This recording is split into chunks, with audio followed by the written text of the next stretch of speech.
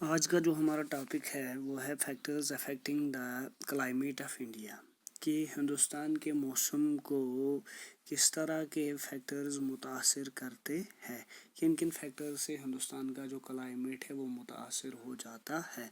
तो कल जो हमने पढ़ा था factors controlling the climate of India कि वो कौन कौन से फैक्टर्स है जो इंडिया के क्लाइमेट को कंट्रोल करता है। तो अगर हम देखेंगे फैक्टर्स जो है ये लगभग सेम ही है, लेकिन देखना है कि at the controlling point of view जब हम कंट्रोल की बात करते हैं तो फैक्टर लैटीट्यूड का उस टाइम पे क्या रोल रहता है। लेकिन जब हम अफेक्टिंग की बात करेंगे, मुतासिर होने की बात करेंगे, तो तब हम देखेंगे कि इस लैटीट्यूड का क्या रोल रहता है। दैट मीन्स दोनों जगह पे तो फैक्टर सेम है, लेकिन जो काम है वो दोनों जगहों पे मुख्तलिफ है। वहाँ पे हमने पढ़ा था कि अगर हम कंट्रोल की बात करेंगे तो पिछला थोड़ा बहुत मैं रिवाइज करूँगा कि लैटीट्यूड पे हमने वहाँ पढ़ा था कि जो इंडिया के जो लैटीट्यूड्स है फ्राम 8 डिग्री टू 37 डिग्री, तो इस जोन में हमारा जो ट्रॉपिक ऑफ कैंसर आता है, ट्रॉपिकल जोन आता है जिसको हम टोरिड जोन भी कहते हैं।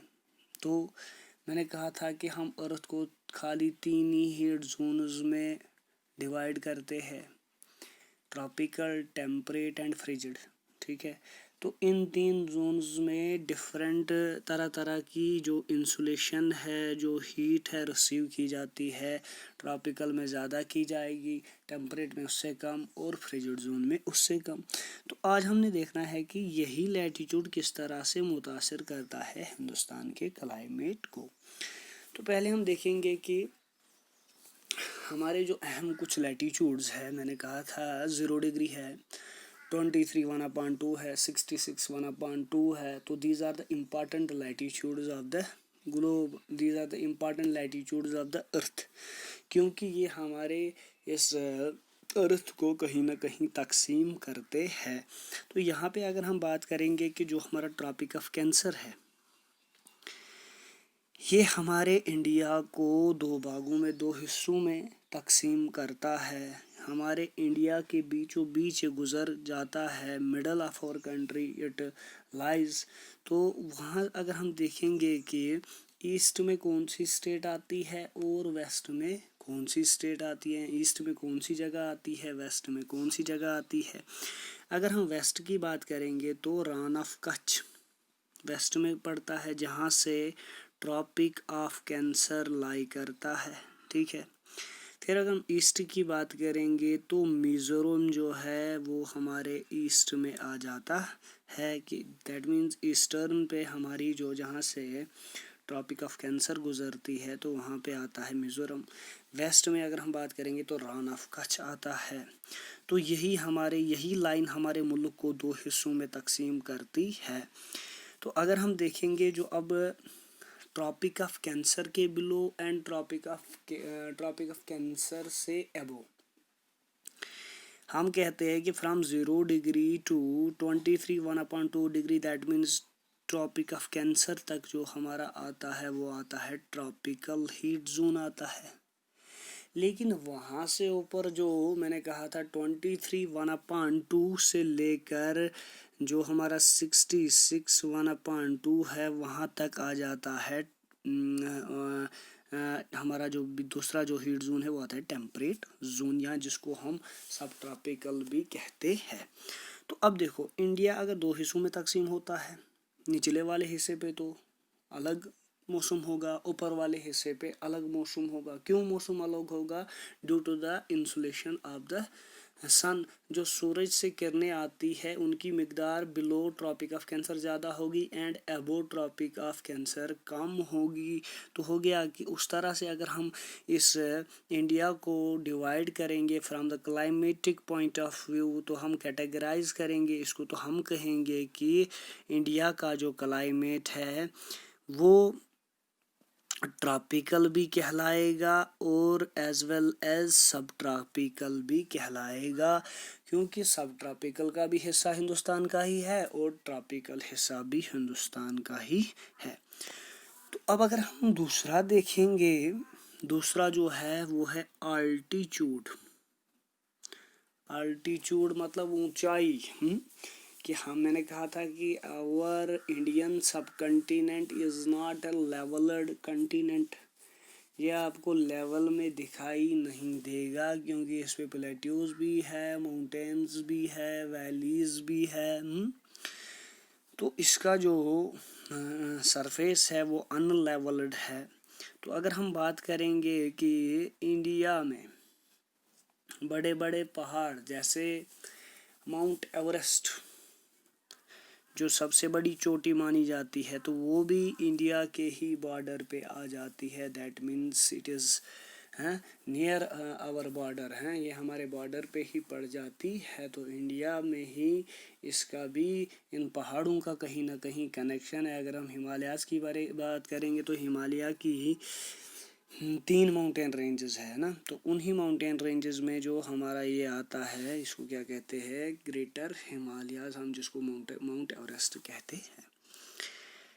तो अब अगर हम बात करेंगे तो यहाँ पे अगर हम देखेंगे इनमें से बहुत सारे एक तो माउंट एवरेस्ट भी है लेकिन उससे छोटे कद भी चोटियाँ आ जाती है। तो उनकी एवरेज अगर हम हाइट देखते हैं सबकी, तो वहाँ पे लगभग 6000 मीटर्स वो उनकी हाइट की मतलब बताई जाती है। लेकिन इसके साथ साथ इंडिया के कोस्टल प्लेन्स भी है जिनकी मैक्सिमम जो एलिवेशन है वो लगभग 30 मीटर्स की है। तो अब जो हिमालयाज है, जो अल्टीट्यूड है वो हाई वहीं पे होगा, जाहिर सी बात है, जहाँ पे बड़े बड़े पहाड़ होंगे। तो हिमालयन जो हिमालयन माउंटेन्स है ये तो ऊंचे है। दैट मीन्स जब हम नीचे से बात करते हैं, साउथ इंडिया की बात करते हैं, तो हम कहते हैं कि साउथ इंडिया से हमारी मानसून विंड्स आती है, लेकिन वो तभी आएंगी जब उनको जगह मिलेगा आने के लिए।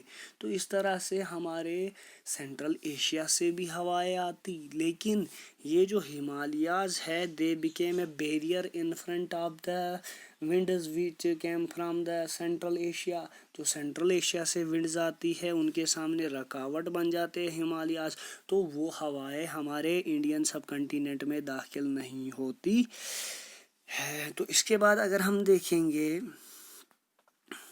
Due to the mountains of this subcontinent, इस सब कंटिनेंट के जो ऊंचे ऊंचे पहाड़ है, तो उन पहाड़ों की वजह से ही क्या है कि इस इंडिया में जो विंटर्स है वो उतने सख्त नहीं पड़ते हैं, माइल्ड हम कहते हैं, माइल्डर विंटर्स पड़ जाते हैं। अगर वो कोल्ड विंडर्स इन हिमालय की चोटियों को पार करते हैं या हिमालय की चोटियाँ नहीं होती, तो वो कोल्ड विंडर्स हमारे हिंदुस्तान के बेशतर रियासतों तक पहुंच जाते और यहाँ की जो सर्दियाँ होती वो काफ़ी ज़्यादा कठिन होती क्योंकि वो सर्द हवाएं नीचे तक पहुंच जाती है। लेकिन वजह ये है कि उन सर्द हवाओं को ये हिमालय की चोटियाँ रोकती है। तो हो गया कि अगर हम फिर इसी के बरक्स देखेंगे कि जो सेंट्रल एशिया का जो विंटर्स का क्लाइमेट है वो काफ़ी ज़्यादा हार्श माना जाता है। तो जब हार्श माना जाता है तो हम कहते हैं कि ये जो हवाएं है ये इन्हीं हिमालय की चोटियों की वजह से ढक जाती है। तो यहाँ पे मैं आपको बता दूंगा कि ये जो हिमालय की चोटियाँ है, ये देखिए, ये हमारा यहाँ से अगर हम देखेंगे तो ये हमारे हिमालयाज़ है, ये हमारी हिमालयन माउंटेन रेंजेस है।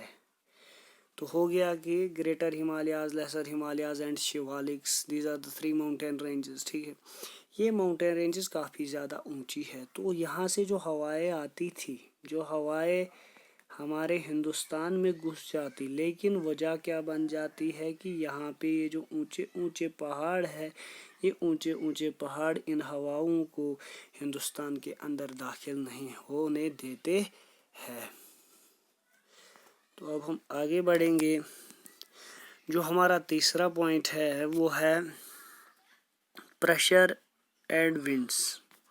मैंने कहा कि ये जो खुला आसमान हमें दिखाई देता है ये खुला आसमान नहीं है, ये खाली जो हमारा ये एटमॉस्फेयर है ये हमें दिखता है खाली, लेकिन खाली ये नहीं होता है, इसमें हवा की मौजूदगी ज़रूर होती है।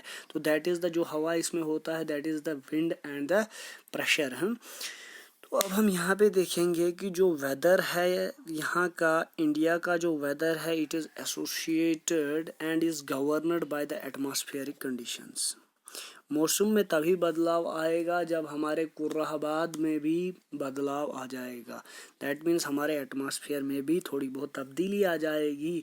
बारिश पड़ने से पहले तो आसमान में काले बादल छा जाते हैं, उसके बाद ही बारिशें आ जाती है। तो that is the atmospheric condition which is created earlier, which is created prior before raining है, प्रियर टू रेनिंग बारिश होने से पहले वो जो वहाँ का जो मतलब है निज़ाम है वो बन जाता है और उसके बाद बारिशें बरस जाती है। तो यहाँ पे अगर हम देखेंगे अब ये जो विंड और प्रेशर है इसको हमने फर्दर हैं 3 कंडीशंस में 3 कैटेगरीज में डिवाइड किया। प्रेशर एंड सरफेस विंड्स, दूसरा किया हमने अपर एयर सर्कुलेशन, तीसरा हमने किया western disturbances and tropical cyclones.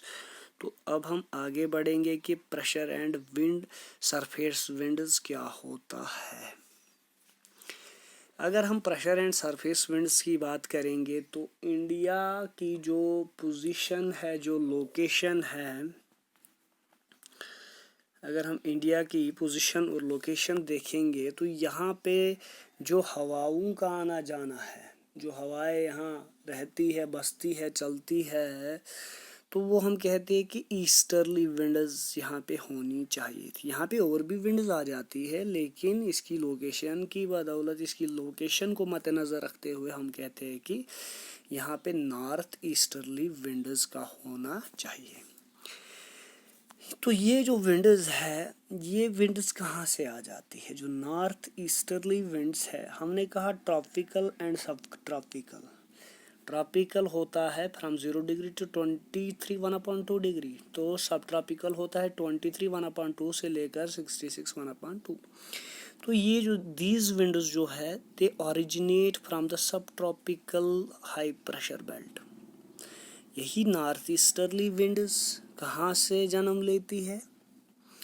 ये सब ट्रॉपिक से जन्म लेती है जहाँ पे कि हाई प्रेशर होता है, और यही जो हाई प्रेशर है ये हमारे इसी ऊपर वाले नॉर्दर्न हेमिस्फीयर, क्योंकि India lies in the northern hemisphere, हम साउदर्न हेमिस्फीयर की तो बात नहीं करते, हम नॉर्दर्न हेमिस्फीयर की बात करते हैं।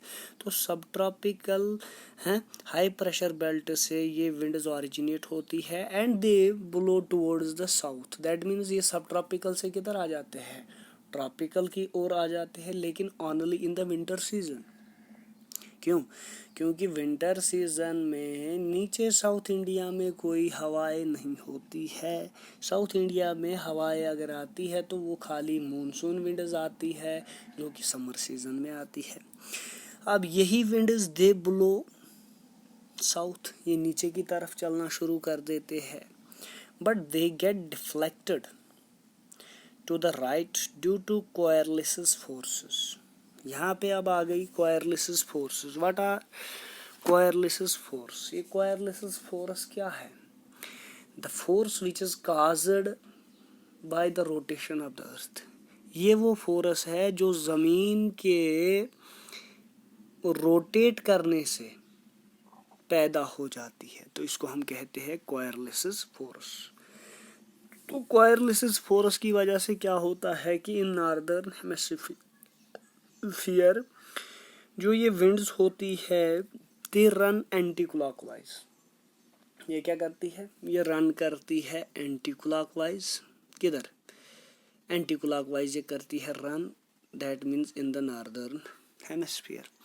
लेकिन जो ही नीचे की तरफ आ जाती है तो ये ड्यू टू द कोएरलिसिस फोर्स, ज़मीन के घूमने की वजह से दे कैन चेंज दियर वे, तो ये फिर क्लॉकवाइज चलना शुरू कर देती है इन द साउदर्न हेमिस्फीयर। तो इस फोर्स को हम क्या कहते हैं? इस फोर्स को हम कहते हैं कोएरलिसिस फोर्स, या इसको फेरल्स लॉ भी कहा जाता है। तो अब अगर हम देखेंगे कि यही हाई प्रेशर किधर की तरफ आ जाता है, साउथ की तरफ आ जाता है, from high pressure belt to low pressure belt ये पहुंच जाता है। तो इसके आगे अगर हम देखेंगे जो ये प्रेशर है और ये जो हवाएं है हिंदुस्तान के ऊपर, ये भी तो अजीब व गरीब है। क्यों? नॉर्दर्न में एंटी क्लॉकवाइज, साउदर्न में है क्लॉकवाइज। तो अब अगर हम देखेंगे कि इसी इंडिया की अगर हम बात करेंगे तो यहाँ पे भी जो हवाएं है कभी साउथ से चलती है तो कभी नॉर्थ से चलती है। आखिर ये हवाएं इस तरह का रुख इख्तियार क्यों करते हैं?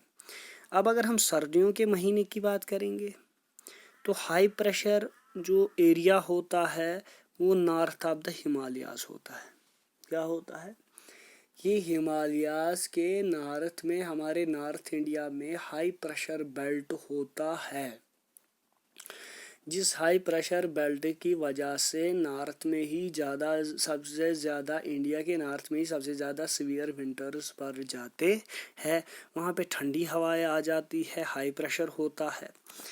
तो अब देखो जो कोल्ड विंड्स चलती है from high pressure belt to low pressure belt, that means Himalayas के इंडिया के नॉर्थ में यही विंड्स, जिस तरह से मूनसून विंड्स केरला में एंटर हो जाती है तो जे.एंड.के तक पहुंच जाती है, इसी तरह से ये वाली विंड्स भी किधर की तरफ, हाई प्रेशर से हवा हमेशा हाई से लो की तरफ ही चलता है। तो अब देखो ये जो नॉर्थ इंडिया की जो कोल्ड विंड्स आती है ये भी इंडिया की नॉर्दर्न रियासतों में दाखिल हो जाता है। जैसे हम जम्मू कश्मीर की बात करेंगे, लद्दाख की बात करेंगे, हिमाचल प्रदेश की बात करेंगे, तो पंजाब प्लेन्स की बात करेंगे, वहाँ तक इन सर्दियों का असर दिखने को मिलता है। तो अब अगर हम इसी पॉइंट की बात करेंगे तो इसमें हमने कहा था दूसरा अपर एयर सर्कुलेशन। अपर मीन्स ऊपर वाला, that means above the ground floor, above the earth surface, जो ऊपर जो हवाएं चलती है तो वो भी वहाँ पे वो हवाएं कहाँ से आ जाती है? जो अपर एयर सर्कुलेशन है तो वो हवाएं कहाँ से आ जाती है, जिनको हम कहते हैं वेस्टर्ली फ्लो। कहाँ से आ जाती है हवाएं? फिर जब वेस्टर्ली फ्लो आ गया तो that means they enter from the west. ये इंडिया में नॉर्थ वेस्ट से दाखिल हो जाती है, जिनको हम आगे कहते हैं वेस्टर्न डिस्टर्बेंसेस, भी आगे हम पढ़ेंगे। तो अब देखो ये जो फ्लो है, इस फ्लो में सबसे जो अहम चीज़ है वो है जेट स्ट्रीम्स।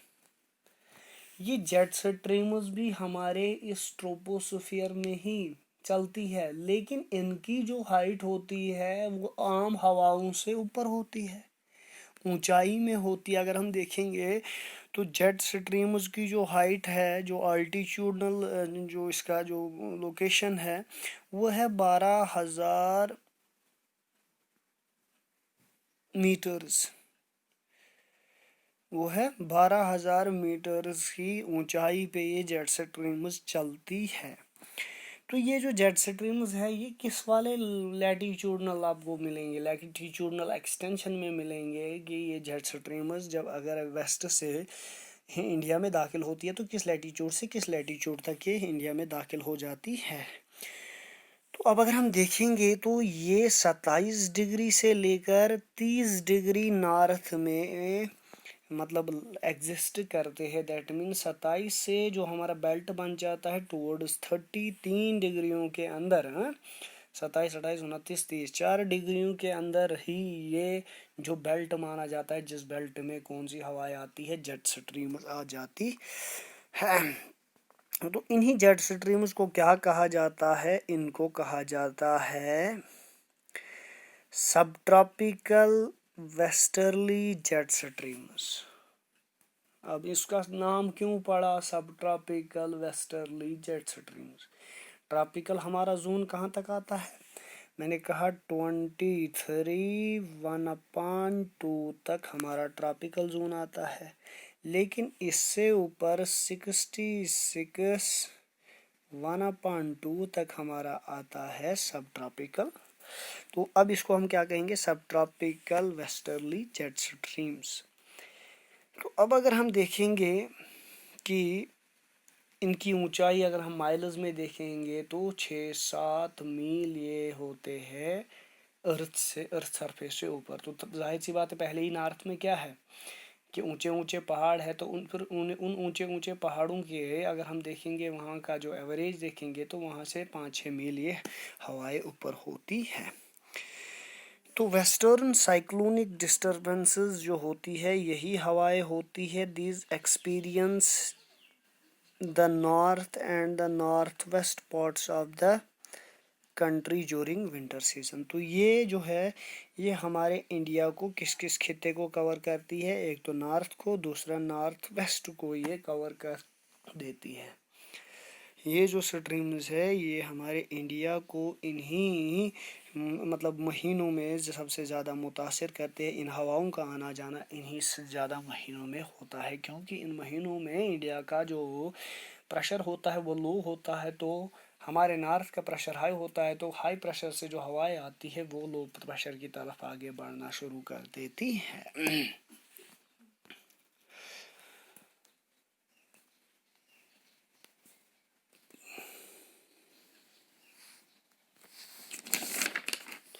तो अब अगर हम बात करेंगे इसकी इन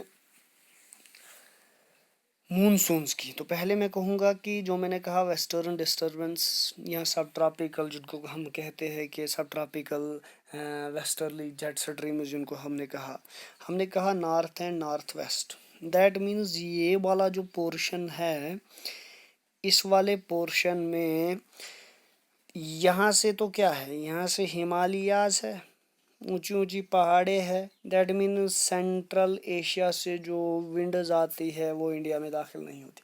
अरे भाई, लेकिन जो मेडिटेरियन सी से हवाएं आती है वो हवा, उन हवाओं को तो रास्ता मिल जाता है। ये जो हमारे माउंटेन्स हैं, ऊंचे पहाड़े, ये तो इधर तक ही है ना, तो यहाँ से तो खाली है, यहीं से ये हवाएं दाखिल हो जाती है इंडिया में। तो विंटर्स में यहाँ पे इन हवाओं को ही वेस्टर्न डिस्टर्बेंसेस कहते हैं, क्योंकि ये हवाएं वेस्ट से आती है। जिस तरह से मैंने कहा कि मानसून आते हैं अरबियन सी से, तो इसी तरह से वेस्टर्लीज और वेस्टर्न डिस्टर्बेंसेस जो है ये मेडिटेरियन सी से आ जाती है, लेकिन during the months of winter, सर्दियों के महीने में, तो ये जो है ये समर के महीने में हमारे हिंदुस्तान में दाखिल हो जाते हैं। तो ये यहाँ पे हम कहेंगे कि ये जो एरोज है, यही एरोज जो है they represent the winds of the monsoons. ये मानसून विंड्स यहीं से दाखिल हो जाती है हमारे इंडिया के अंदर, ईस्ट को भी कवर लेती है, और यहाँ से कहीं न किसी हद तक हमारे पंजाब, चंडीगढ़ हैं, यहाँ जम्मू कश्मीर के साउदर्न जो हमारे प्लेन्स आते हैं, पंजाब प्लेन्स जिनको हम कहते हैं, वहाँ तक ये जो है ये विंड्स अपना असर दिखा देती है। It depends upon the back flow, back pressure, कि इन हवाओं के पीछे कितनी ताकत है। अगर ताकत ज़्यादा होगी तो ये हवाएं पूरे हिंदुस्तान को फैज़याब कर सकती है बारिशों के ज़रिए, लेकिन अगर पीछे से ही फ्लो कम होगा तो ये हवाएं कभी कभार यहाँ से ऊपर भी नहीं पहुँच पाती है, क्योंकि पीछे से उतनी ताकत नहीं होती है। तो अगले में अगर हम देखेंगे तो अगला जो हमारा है, इसके आगे जो हमने अभी में ख़त्म किया कि जो ये था हमारा प्रेशर एंड विंड सिस्टम। इसके बाद अगर हम बात करेंगे इन्हीं वेस्टर्न साइक्लोनिक डिस्टर्बेंसेस की, तो यही वेस्टर्न साइक्लोनिक डिस्टर्बेंसेस जो है ये मेडिटेरियन सी से आ जाती है और इंडिया में नॉर्थ और नॉर्थ वेस्टर्न रीजन्स में दाखिल हो जाती है। तो इसके अलावा अगर हम देखेंगे जो ट्रॉपिकल साइक्लोन्स हैं, जो अब सब ट्रॉपिकल साइक्लोन्स और ट्रॉपिकल साइक्लोन्स फ़र्क इतना है कि सब ट्रॉपिकल साइक्लोन्स कहाँ से ओरिजिनेट होती है, सब ट्रॉपिकल हाई प्रेशर बेल्ट से।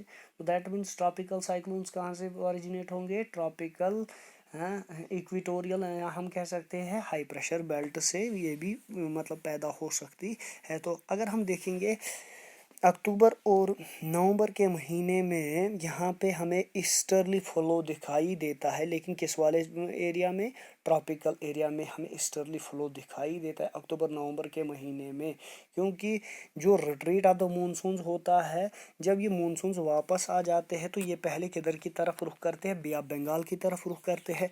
जब ये बे ऑफ बंगाल की तरफ रुख करते हैं तो बे ऑफ बंगाल से होते हुए फिर ये जब वापसी हो जाती है तो वापसी पे ये जो विंड्स है ये यहाँ की तरफ आ जाती है, तो यहाँ से फिर से उठती है। तो मैंने कहा था कि तिरुवनंतपुरम इन केरला, इन एरियाज़ में सबसे ज़्यादा जो रेनफॉल है वो अक्टूबर टू नवंबर के महीने होती है, तो इसी को हम ईस्टर्ली फ्लो भी कहते हैं। तो अब देखो यहाँ पे जो ये वेस्टर्न डिस्टर्बेंसेस का जो फ्लो है वो हमें कोस्टल एरियाज़ में भी दिखाई देता है, मतलब दैट उसका जो इम्पैक्ट है वो कोस्टल एरियाज़ को भी वहाँ पे भी हमें दिखाई देता है। जो हमारे कोस्टल एरियाज़ है, अगर हम ईस्ट की बात करें तो जहाँ पे ईस्टर्ली हमने कहा कि जो ट्रॉपिकल साइक्लोन्स ओरिजिनेट होते हैं ट्रॉपिकल जोन से, तो वही हमारे हिंदुस्तान में एज ईस्टर्ली एंटर हो जाते हैं, ईस्टर्ली फ्लो एंटर हो जाते हैं। तो वो हमारी सबसे ईस्ट, अगर हम ईस्ट की बात करेंगे तो उड़ीसा है, आंध्र प्रदेश है, तो यहाँ की कोस्ट लाइन हर साल हिट हो जाती है। यहाँ पे कुछ मशहूर साइक्लोन्स आते हैं जो इन इलाकों को, साहिली इलाकों को नुकसान पहुँचाते हैं। तो यहाँ पे नीलोफर साइक्लोन आता है, तितली साइक्लोन आता है, और भी बहुत सारे साइक्लोन। इस साल भी एक साइक्लोन, इस साल भी साइक्लोन्स की वजह से यहाँ पे काफ़ी ज़्यादा नुकसान हो गया उड़ीसा के, मतलब जो हमारी कोस्ट लाइन है वहाँ पे नुकसान हो गया। तो that is all the impact of this easterly flow. ये किसका है, जो बे ऑफ बंगाल से, जो बे ऑफ बंगाल के ओशन से ये हवाएं उठती है तो फिर ये हिंदुस्तान की ओर बढ़ जाती है। तो यही हवाएं यहाँ पे इस हिंदुस्तान के इस साहिली इलाके में तबाही मचा देते हैं। तो कल हम पढ़ेंगे नेक्स्ट टॉपिक जो हमारा है, उसमें हम पढ़ेंगे द इंडियन मानसून, कि हिंदुस्तान में मानसून कब से लेकर कब तक दाखिल हो जाते हैं, किन किन एरियाज़ को ये कवर करते हैं। तो वो हम इंशाल्लाह कल अगले टॉपिक में पढ़ेंगे।